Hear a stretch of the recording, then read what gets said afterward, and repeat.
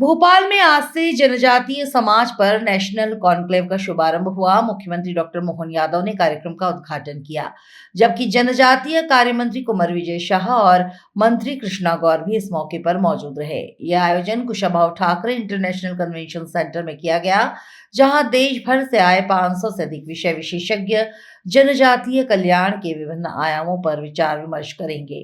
भोपाल में शुरू हुआ 2 दिवसीय नेशनल ट्राइबल कॉन्क्लेव।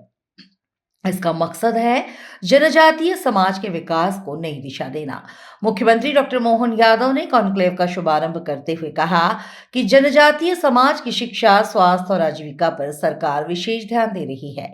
कॉन्क्लेव में 500 से अधिक विषय विशेषज्ञ, नीति निर्माता और सामाजिक संगठन शामिल हुए, जो स्वास्थ्य, शिक्षा, प्रशासनिक भागीदारी और वन अधिकार जैसे विषयों पर सत्रों में चर्चा करेंगे। विशेष रूप से जनजातीय समाज की महिलाओं के स्वास्थ्य पोषण पर केंद्रित सत्र का आयोजन भी किया गया है। कार्यक्रम में स्वैच्छिक संगठनों की भूमिका पर भी विचार किया गया है कि कैसे स्थानीय समाज की भागीदारी से योजनाओं को जमीनी स्तर पर अधिक प्रभावी बनाया जा सकता है। कॉन्क्लेव का समापन राज्यपाल मंगूभाई पटेल के मुख्य आतिथ्य में किया जाएगा। यह आयोजन जनजातीय विकास के लिए नई नीतियों और व्यवहारिक रणनीतियों का खाका तय करेगा। भगवान बिरसा मुंडा के जयंती के 3 दिन पहले जनजाति गौरव वर्ष के राष्ट्रीय सम्मेलन के इस कार्यक्रम में मंच पर विराजमान माननीय मंत्री कुंवर विजय शाह जी, पद्मश्री, हमारे बहुत वरिष्ठ सामाजिक क्षेत्र के स्वनामधन्य कार्यकर्ता माननीय महेश शर्मा जी, पद्मश्री शिवगंगा झाबुआ, माननीय मंत्री श्रीमती कृष्णा गौर जी, माननीय सभापति किशन सूर्यवंशी जी, इस अवसर पर स्वामी अनुरागानंद जी महाराज, परम पूज्य वैसे रामकृष्ण मिशन आश्रम से मेघालय से हमारे बीच पधारे हैं। Deputy director general Shrimati Anshu Singh ji, हमारे पीएस गुलशन बामरा जी, श्रीमंत शुक्ला जी।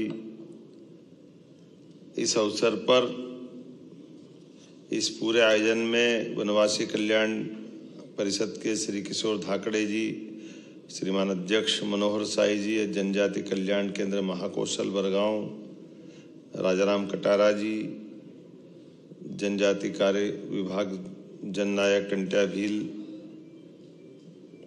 वनवासी कल्याण परिषद के और दीनदयाल शोध संस्थान के सभी अलग अलग हमारी भारत भारतीय शिक्षण संस्था, जनजाति कल्याण केंद्र, इतने अलग अलग प्रकार के हमारी सामाजिक क्षेत्र में काम करने वाले सारे संस्था के स्वनाम धन्य और जिनके नाम नहीं ले रहा हूँ, ऐसे भी वनवासी क्षेत्र के सभी पवित्र काम करने वाले सभी सज्जनों, देवियों, आपको नमस्कार कर रहा हूँ।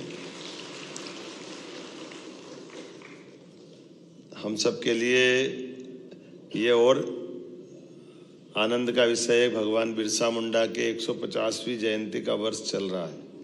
ऐसे में देश और प्रदेश दोनों सरकारों यशस्वी प्रधानमंत्री के नेतृत्व में पूरे आयोजन को सूत्रबद्ध रूप से बहुत अलग प्रकार से लेकिन इफेक्टिव तरीके से मनाने के लिए कृत संकल्पित है।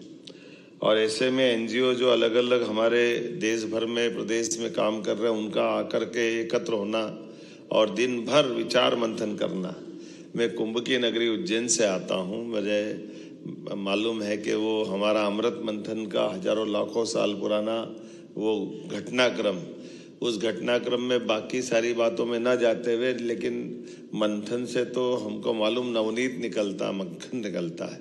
तो आपके सबके बैठने से, विचारों के प्रवाह से, अपने अपने अनुभव से, अलग अलग सत्रों में जिस प्रकार से आप एकत्र आए हैं, आपकी आज का यहाँ आना, दुनिया के अंदर कितने होंगे मुझे नहीं मालूम, लेकिन जनजाति वर्ग की सबसे बड़ी आबादी देश में कहीं संख्यात्मक से कहीं से है, तो मुझे गर्व है। वो मध्य प्रदेश उनका अपना घर है, जिसके कारण से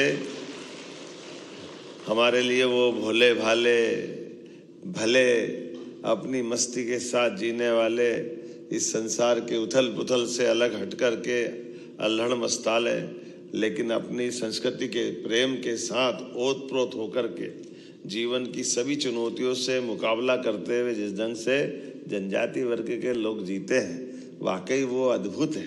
मुझे इस बात की प्रसन्नता है कि हमारे माननीय मंत्री जी ये भी नवाचार के धनी है और ये उसी वर्ग का प्रतिनिधित्व करते हैं, लेकिन बहुत अच्छे ढंग से, और जनजाति वर्ग के साथ जुड़ कर के भी लगातार अजय योद्धा। जब से हमारे चुनाव के मामले आते हैं, चुनाव में कोई जीते न जीते, लेकिन विजय शाह जीतेंगे ये पक्का है, ये हमारी उसका आनंद भी है। और आपके प्रयोग भी बहुत गजब है।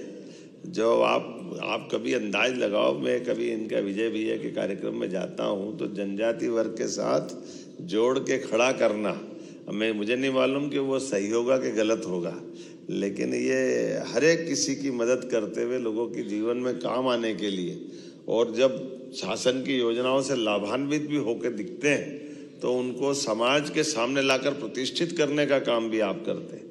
अगर सरकार की अनुदान की व्यवस्थाओं से डॉक्टर बनते हैं तो डॉक्टरों को मंच पे ला करके आला भेंट करके आपका सम्मान करने का तरीका भी माला पे तो भारी पड़ता है, ये पक्का है। माला का तरीका कोई करेगा नहीं करेगा, लेकिन हमारे गरीब वर्ग से निकल करके उनके माता पिता के सामने बाकी लोगों को प्रेरणा देने के लिए अपनी भाषा में उनसे अनुभव कराना, उनकी भाषा में बुलवाना और उनके लिए गए अनुभव से बाकी को प्रेरणा देना, ऐसे एक नहीं कई अलग प्रकार से महेश शर्मा जी भाई साहब जल संरक्षण को लेकर अद्भुत काम कर रहे हैं, जिनके आधार पर पूरा हमारा जो मालवा का चंबल के समान सूखा बेल्ट था, लेकिन ये आज हरा भरा अलग प्रकार से बन के खड़ा हो रहा है। तालाब भी बन रहे हैं, अलग अलग आयामों पे काम हो रहा है। स्वामी रामकृष्ण मिशन की तो भावना ही बहुत अच्छी है। और लेकिन जो हमारे डिंडोरी का प्रोजेक्ट मैं देखता हूँ, मैं डिंडोरी का प्रभारी भी था, वास्तव में वो डिंडोरी के प्रोजेक्ट के माध्यम से भी लाल को लाल सलाम करने वाला बेल्ट है वो, जिसमें आज नक्सलाइट मूवमेंट के आधार पर कई सारी कठिनाइयाँ बढ़ती है, लेकिन आप सभी एनजीओ से अलग अलग प्रकार के शैक्षणिक, सामाजिक, आर्थिक, सांस्कृतिक विकास के लिए आप सब जो काम कर रहे हो, सरकार आपके सबके साथ खड़ी है। ये हमारी प्रतिबद्धता भी हमारे लिए, हमारे जनजाति वर्ग के कल्याण के लिए, इसलिए सरकार को ले जा करके हम भी नीचे उतार करके उनके साथ कदम से कदम मिलके चलने के लिए तैयार है। हमारी सरकार बनने के बाद हमने सबसे पहला काम रानी दुर्गावती के नाम पर 300वां जयंती वर्ष था, तो हमारी कैबिनेट हमने जबलपुर में जाके करी, भोपाल में करने के बजाय, और रानी दुर्गावती के नाम पे समर्पित की कि ये हमारी उनके प्रति प्रतिबद्धता भी है, उनके द्वारा किए गए समाज के जनहितैषी कामों को जनता के सामने लाना, और न केवल उनका बल्कि रघुनाथ सा, शंकर सा, इधर से टंटिया मामा के नाम पे विश्वविद्यालय हमारी सरकार ने स्थापित किया।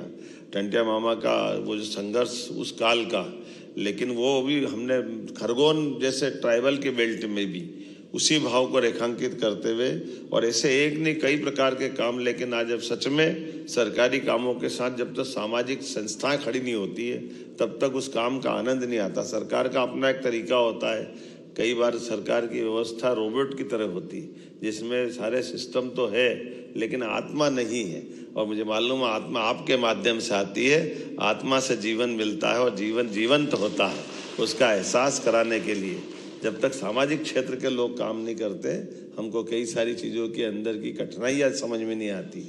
सरकारी चश्मे के नंबर से बड़ा मुश्किल जाता है, दिल के चश्मे से देखो तो आनंद आता है, उसका एहसास होता है। और आप सब दोनों भाव के आधार पर काम करने वाले लोग हैं। सरकार भी आपके साथ खड़ी है और असरदार आप लोग हो। मेरी अपनी ओर से बधाई, बहुत बहुत धन्यवाद। अब करना, मैं जल्दी जा रहा हूँ। मुझे आज लाडली लक्ष्मी बहनों के लिए आज उनकी 1500 की राशि का बड़ा कार्यक्रम है।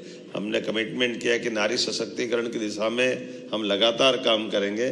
तो ये बड़े कार्यक्रम के कारण से मैं विलम्ब सा इसकी क्षमा भी चाहता हूँ, और बाकी कार्यक्रम चलता रहेगा। माननीय मंत्री जी पूरे समय दिन में रहेंगे, माननीय गवर्नर साहब उसका समापन करेंगे। जो नियत कार्यक्रम वो सब करिए, इसलिए क्रम तोड़ के मैंने बोलने की धृष्टता की। उम्मीद है आप क्षमा भी करेंगे और मुझे जाने की आज्ञा देंगे। भारत माता की